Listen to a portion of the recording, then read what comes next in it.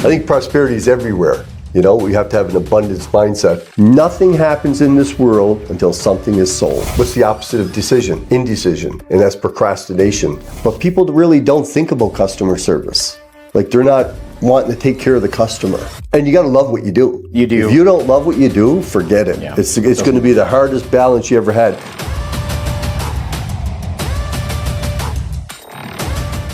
Today's Building Legacy guest is Mike Crawley. Mike, welcome. Thanks, Frank. Great to be here. Mike is the Professor of Prosperity, Peak Performance and Sales Coach at Procter Gallagher, and a certified consultant. Mike, please tell us what all that means. First off, congratulations on your book. Thank you. That's awesome. Thank you. And all your podcasts that you've done. Entrepreneur, for 37 years, I got into the coaching business 6 years ago. I've always been in personal development, working with my sales teams. And a gentleman by the name of Ron Goodell, I think 2 years ago, I did a post and he said, the Professor of Prosperity. So that's where I picked up that actual name, the Professor of Prosperity. I think prosperity is everywhere. You know, we have to have an abundance mindset. Not everybody has that, but, that's one of the missions that I'm on, to show people their potential. But being an entrepreneur it'll be 38 years in March when I started. I started back in Sydney, Nova Scotia, became a door-to-door sales guy. And I did that for 18 years before I moved here to Windsor, Ontario. And I bought a franchise here, so working with other salespeople. And now being in the coaching business, which is really fantastic because not only here, but I'm global. I have clients throughout the world. Wonderful. It's fantastic. Well, thank you for sharing all of that. And I'm just going to make a note for the really younger audience that might have to Google what a door-to-door salesman is. That's right. Mike, we're going to start with a rapid fire round to kind of get you a little warmed up here. Okay, bud. All right. So just some quick answers. So what is your birth name? My birth name? Crawley, Michael Crawley. Michael Crawley. Yeah. And people call you by? Mike or Michael. And your birthplace? Sydney, Nova Scotia, Whitney Pier. And when did you come to Windsor? I moved here in 2006. Glad you're here. Yeah. Your favorite ice cream flavor? Vanilla. Go-to color? Go-to blue. And your comfort food? Comfort food, lasagna. Nice. Now I'm getting hungry. Your favorite song on Spotify that you have on repeat? Jeez, I don't know if I got one, but right now my good friend Adam Butcher has one called Gassed Up. Okay. Yeah. I'll have to check that out. And your favorite movie? My favorite movie? I got so many, but Ray was one of my favorite ones. Nice. And your favorite vacation spot? Cape Breton. And Lunenburg. Apple or Android? Android. And your favorite life quote? Favorite life quote? Well, I got two of them. One is, it's never the weather, it's whether or not you want to. Okay. And you can if you think you can. Very nice. Yep. So we're going to move into the topic of leadership. We have three topics we're going to talk about today. So, as the owner of your own company and president, let's find out how you're leading your team and how you're helping them become leaders in the future. Okay. So leading my team, I do lead by example. That's one of the first things I learned in my business. You have to lead the way. If you want to have people that are coming up through, you have to show them the ropes. So every morning, like yourself, I'm up first thing in the morning, bright and early. If I'm not working out, I have a 6 a.m. success club that I'm on. Okay. So I have some of my people on that call. We do it 3 days a week. For 3 years, I did it 5 days a week. Now I got to have it down to 3 days a week.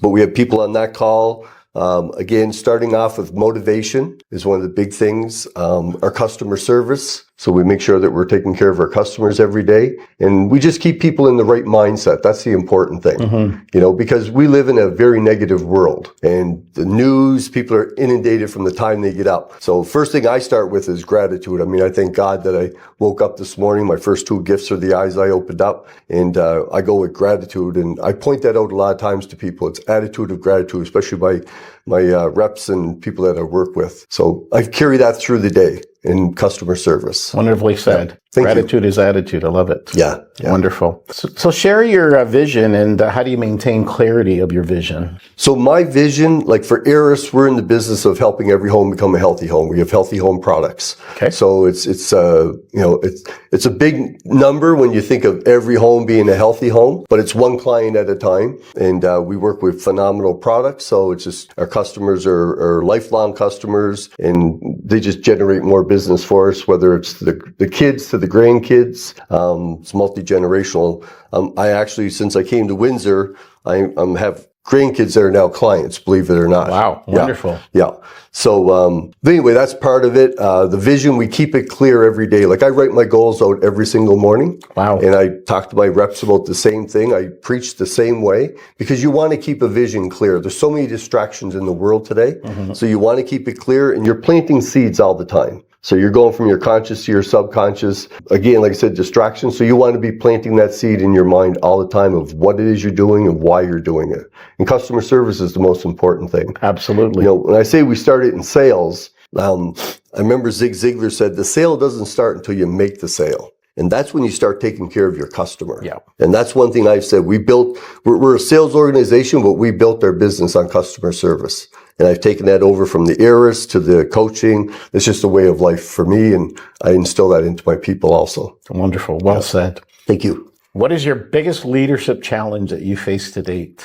The biggest leadership challenge, it was when I was running quite a few stores. So I've had different opportunities as franchise and chairman council member. At one point, I had 13 stores that I was running. Wow. So just communicating with the people, and then you have the different personalities and skill sets. Yep. That was a big challenge, but I was put in that position for a particular reason. But again, when you're dealing with salespeople and managers, you got so many different personalities, and you got to figure that out, right? And everybody has, you know, they all have so much potential. But sometimes, you know, different people in an organization, they may not get along perfectly, but you've got to pull everybody together and keep that focus. 13 stores, that's a lot. Well done. So leaders, we're going to move into decision making. We make a lot of decisions on a daily basis. So what is your decision making process like? So for me, I'll look at whatever is going on. I'll make my decisions pretty quick. Very rarely do I take time to sleep on them. Okay. I've been asked to do, you know, will you take this position or that position, you know, for an organization? I may take a day to think about that. I may not jump into it as quick, but most decisions I make pretty quick because, again, what's the opposite of decision? Indecision. And that's procrastination. And so many times people get caught up in that and they procrastinate onto it. As soon as you make a decision, it's done. Yes. And then you're moving forward and you don't have to think about it anymore. Right. And then whatever you made your decision on, usually if it's a good decision, things are going to start to work for you. If it's not a good decision, possibly you could change it, you know, but I like to make my decisions fairly quick. Wonderful. And there's time to time, I'll talk to my wife, Donna Lee, Sure. and have a good conversation with her on certain things. But most times myself, if it's for me, it's something to do with myself and the business, then I'll make it pretty quick. Excellent. Yeah. So what happens when the data goes against your gut instinct? How do you make that decision?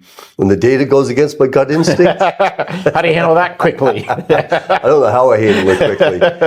I've been in situations like that. I really have. And, you know, I'll look at the data, but instinct is one of the big things, right? And sometimes you just got to go with your gut, whatever you feel. Right. You know, and that's the best way to do it. Okay. Yeah. And how do you communicate a difficult decision that you've made to your team or to a client? So when you get into difficult decisions and you have to communicate it, the best thing is to do it right away. Don't put it off. Like, I mean, yes, if it's an hour or two, but don't put it beyond that. If you got to make a decision and communicate it to people, it's like taking it on the chin. If I had to take it on chin, I have to give it to somebody else that way. Yes. But you do it in a way that, you know, hopefully it's compassionate and you can help people. We all have to make decisions. Sometimes we don't like the decision. Yes. But you know what? If there's a real good reason for it and you explain that out and be honest about it, that's all you can do. And you don't have to look over your shoulder then, right? Yeah. Like honesty and integrity are two of the key factors. Yeah. So many people dodge things and then all of a sudden they got to make up for it. They got to think about what they said. They're looking over their shoulder. Just be straightforward and, you know, it may not be the best thing, but it's what it is and you got to go with it. I love that honesty and integrity core value. Yeah. Same thing here with the Alpha Chlorians and myself. Yeah. Very important. So I'm glad you shared that with our viewers. Yeah. Thank you. So we're going to move into our third topic, customer service. Now, we're hearing about it all the time. Yeah. You mentioned customer service earlier. So what metrics do you use for customer service satisfaction? Well, my metrics has always been the same, Frank. You take care of the client. You take care of the customer. When I started in sales, my motto was, I'll treat everybody the way I treat my grandparents. Okay. And I treated my grandparents wonderfully because they treated me that way. And so no matter where I went, what home, what business, I treated people really good. And I do that today. But that's the key to it. Customer service, and you say we hear a lot of things about customer service today. I mean, I've seen so many things over the years, and today's world, and it's probably been the same world 10 years ago and 20 years ago, but people really don't think about customer service. Like, they're not wanting to take care of the customer. You know, it's like everything's a transaction. And yes, that's part of it. But you're there to build a relationship. You want people to come back on a regular basis, right? You want them to feel good also. And, you know, like for myself, with my sales reps, they're my first customer. Mm-hmm. How I treat them is how they're going to treat their customers, right? Because I don't see all the people in the field. I know my people. So you got to treat everybody really good. You got to take care of your customers. It's the golden goose. At the end of the day, the customer is the golden goose. And, you know, I've heard, and I wasn't perfect all my life when it came to, is the customer always right? You know, I've had instances where I could say, no, man, that was wrong. Like, you did something here, it's not under warranty. But I come to learn that customers, they believe they're right. And you got to look at it from their point of view too. Absolutely. And just let some things go. Yes. Because it'll work in your favor. You don't need to be in conflict. And if you have that ability to help somebody, and I believe, like, especially in customer service, you can help any customer. Sure. You may not be able to give them everything they want, but you can definitely help them as much as you can. And they appreciate that. I look at what you said, the customer service, and if they're not satisfied or whatever they're saying in terms of being right, it becomes perception is reality. And all of a sudden, putting words in your mouth now, the customer, what they see, that is what they perceive, that is what the reality is. So exactly. I'm glad that you're going to continue to build the relationships, because I agree that's a critical piece for customer service. Totally. Yeah. Thank you. Asking about technology to enhance customer service. Any technology that you use at all? So, I mean, we have our database of customers. We still use the phone. We call our customers usually every 6 months on a regular basis.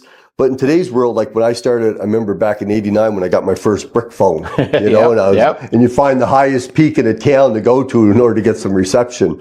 But now the phones we have, they're not phones, they're computers. And so you could be on the road. I mean, our office is our car, really, in a lot of ways, absolutely. Right? We have an office physical, but we're on the road a lot. But, you know, Zoom is a phenomenal attribute these days. Mm-hmm. You can save so much time.